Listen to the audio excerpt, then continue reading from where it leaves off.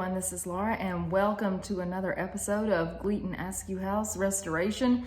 It is Sunday evening and you know what that means? It means we're usually tired and we're pretty dirty and covered with dust.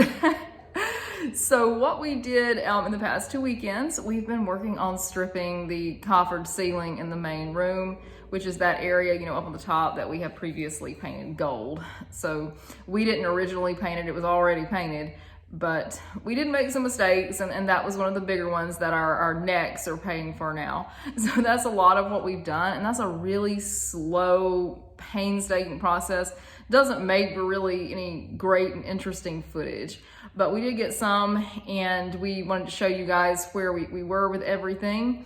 We visit the house next door in this episode, and a couple of other things. We walk around the garden and look at the camellias, but it's a little bit slower paced episode than I normally do. Hopefully as soon as we get that coffered ceiling scraped down, we'll be back to maybe some more riveting content, such as working on the windows, or maybe even working on the front steps, and finishing, of course, the painting project on the front of the house.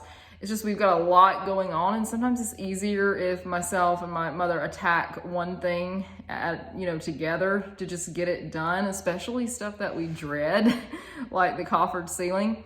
But I hope you all enjoy this episode, and we'll be back next week with some more. Bye-bye, everyone. Take care.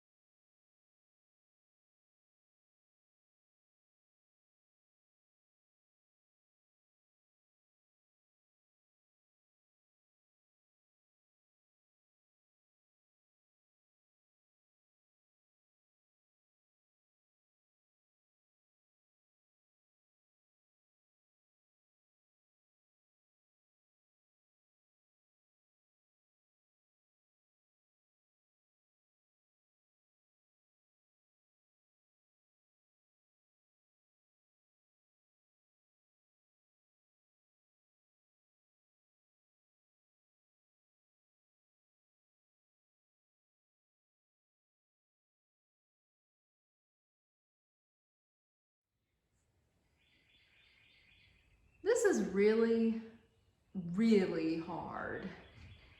If you have ever stripped a coffered ceiling or stripped anything like this overhead, you will feel my neck pain right now. This is very, very difficult. But we're getting there. It's just a long, painstaking process.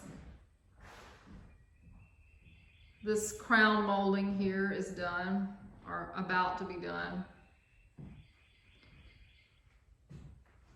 This is the real deal in terms of difficulty in stripping, and there's the other side that we got.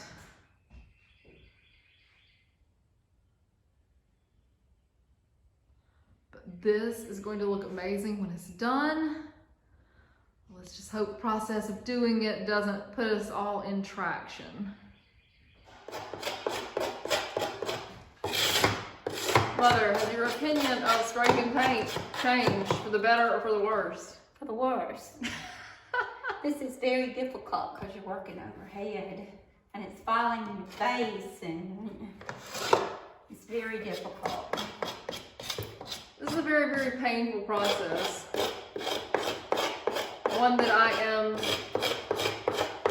admittedly procrastinating against doing. Gotta get it done now. That being said, I think it's gonna look amazing. It just may cause me to have neck surgery. So here's just an idea of what we're dealing with, like after the first scrape down. The Cobra will do a lot to this, considering it had the old paint plus the paint we stupidly put on it, but even the best utensils that you have are not going to, it's still going to be a ton of manual scraping. Here's one of the better pieces that we've got down up close. You can see what beautiful wood grain it is and how beautiful this must have been before they painted it. How much more statement making it was. And we're gonna get it, but just to kind of give you my eye view up here, plus I'm on the scaffold, so it'll feel a little unstable like at the same time. But to give you just a view of what it looks like, and this is just all in the grain, and we really don't want to put a ton of stripper up here either because it's overhead. It's just a nightmare trying to use stripper overhead. But this is where we're going. Again, I'm gonna give us about 2 weeks on this project. It's not the most interesting videoing because it's so slow and so just painstaking. I think when it's done, it's gonna have like an English manner look to it, which is kind of exciting. But anyway, there it is. And as Mama says, we'll just keep scraping on till we get it. But it's a journey. And this is for the respect of the house. This is what the house deserves. We're not really doing this as a essay on whether it can or cannot be done. Anything can be done. It's like, would you want to do this? Like when your own restoration project, and that depends on you. Would this look perfectly fine painted? Yeah, it would. But that's not what the house is calling us to do. And we want to listen to the house. We want to put this back as much to the way as it looked in 1909 as possible. And this gold Depression era paint is not the look that they would have been going for. Just have to keep your eye on the prize and imagine how beautiful this will be. And sorry for the background noise. This is an incredibly noisy day here outside the house for some reason. But we will persevere. And this room, as soon as we get the plaster started, is going to look very, very close to the original.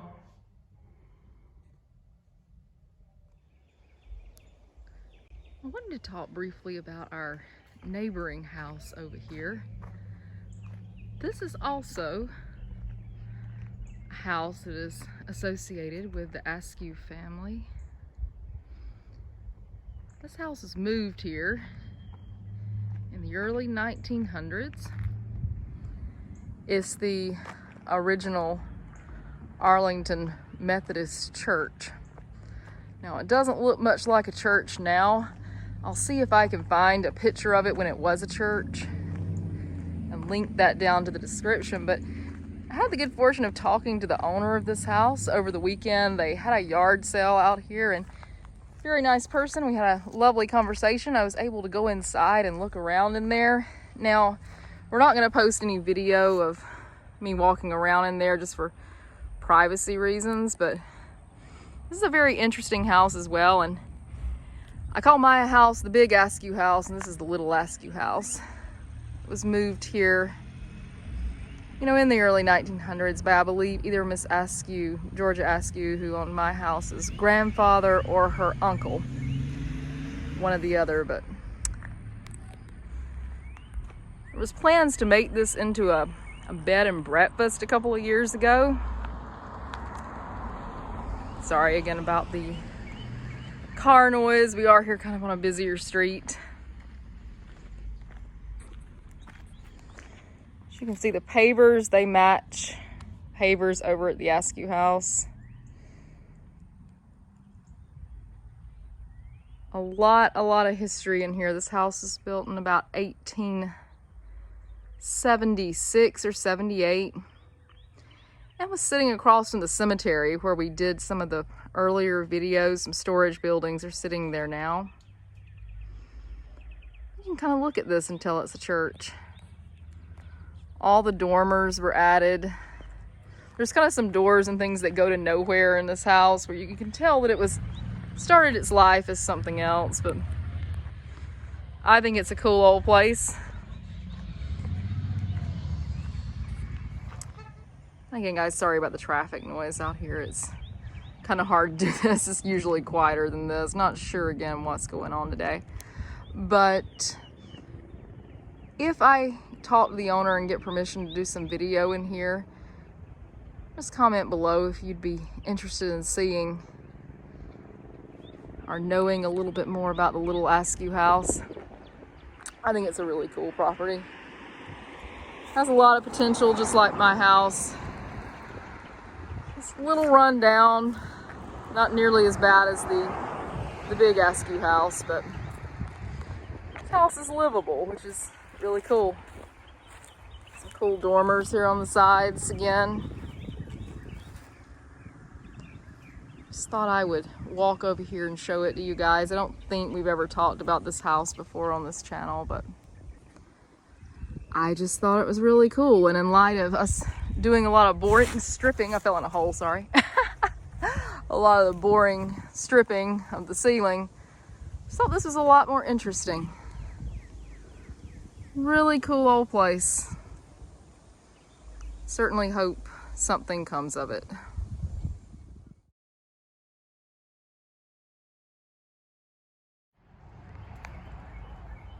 The camellia bushes are in their last blooms of the season. I really, really adore these. They're just pure happiness in the form of a flower. For all of its overgrowth, this area of the yard is a truly magical part of the house and of the original garden. There's a little koi pond over in the brush there. I can just imagine how beautiful this was. And Miss Askew herself made a painting that I was fortunate enough to come into the possession of in these very gardens all those years ago, and I will also put that in.